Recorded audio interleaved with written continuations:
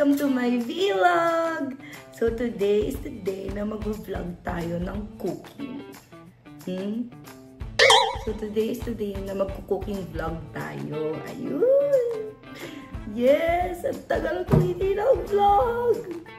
So ngayon ko din na-explain sa inyo kung ba't ang tagal ko hindi nag-vlog habang nagagawa ng seafood boil. So madali na naman siya. So pwede tayo mas maraming chika. Kasi maraming naluto. Kasi iboboil na siya. Yung seafood boil. Tapos gagawa na din tayo ng Cajun sauce. So let's go.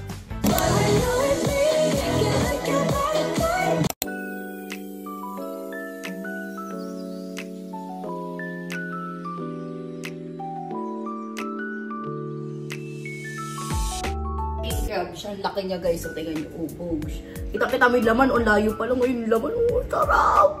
Kita mo, good news yun. Sarap talaga. Yung kahit pag-isa ko sa vlog yung ingay, dire-diretso. Ang sarap. Aray-aray. Parang. Tapos, wala kami ng sobrang laking kaserola. So, yun lang yung kaserola. So, ilalagay nyo. Ano putulin na lang kaya to?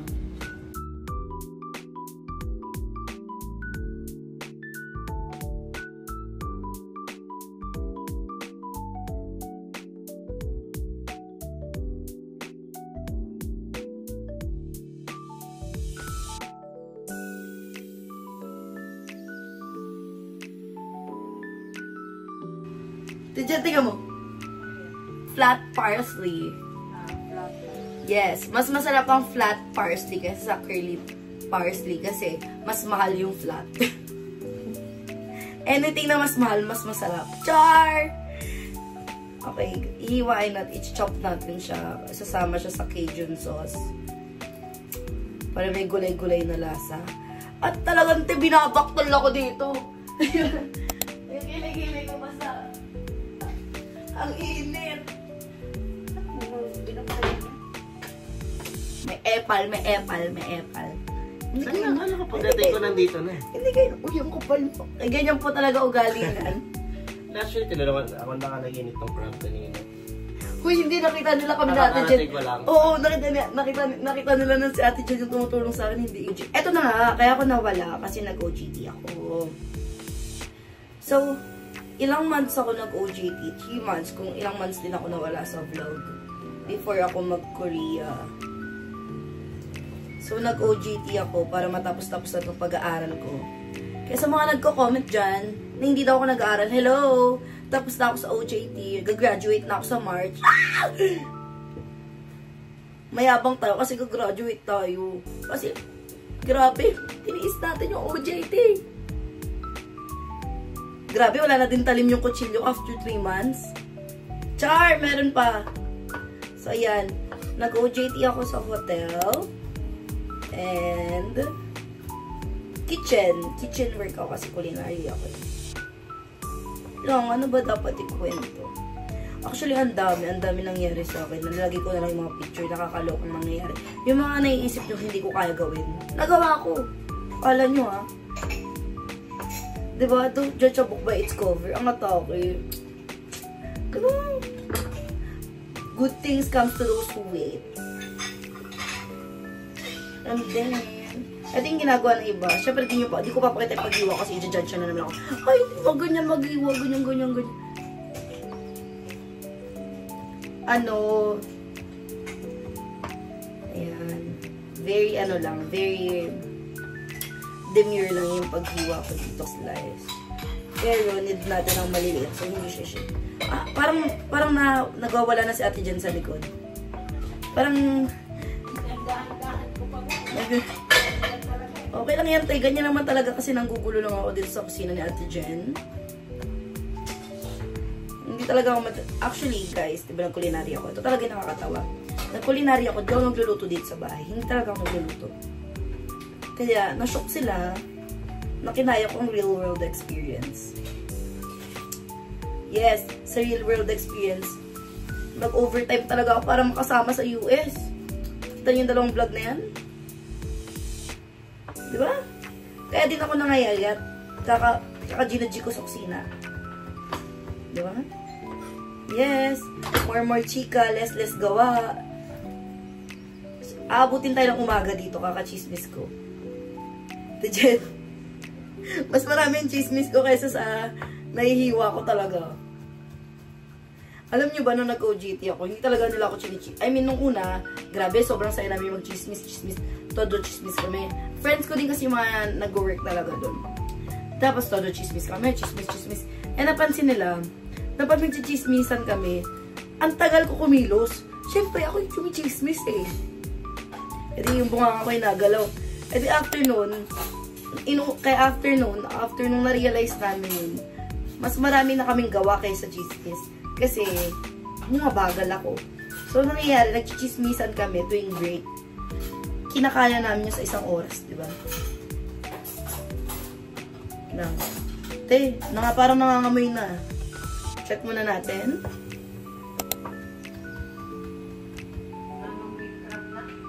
Not yet. It's hot. Alam mo, na-appreciate ko yung mga ingredients na mahal nung nag-work talaga si Bacolod. Kasi, talaga, kinokosting. Diba, kinokosting naman sa real world, hindi naman pwede lahat libre. Siyempre, sa culinary school, hindi mo alam kung ayan na nga! Hindi mo alam kung magkano kasi nga, diba sa culinary school, binibigay na sa inyo ingredients. So, hindi nyo alam kung magkano, ganyan. Eh, dun sa OJT ko, kinokosting nila, tapos tinitipid yung ingredients kasi nga, bayad yun. Nakakosting yun. Kaya, kosting yun. Bayad eh. Jen, I think it's cooked. Kasi very much. Mabango siya, guys. I wish you can smell it, but you can't smell it. So, mainggit na lang kayo. Gaga, nagbablog. Nagmaldita pa. Ito talaga yung natutunan ko sa OJT. Teka lang. Gano'n ka? Ikaw, hindi mo pa alam kung paano yung mainit eh. Dali. Hindi mo pa alam eh. Hindi pa 5 minutes pa. Malamig pa, check mo. Check mo? 5 minutes pa. Kasama pa sa pag-release. It's giving! Tinola! Tinolang crab.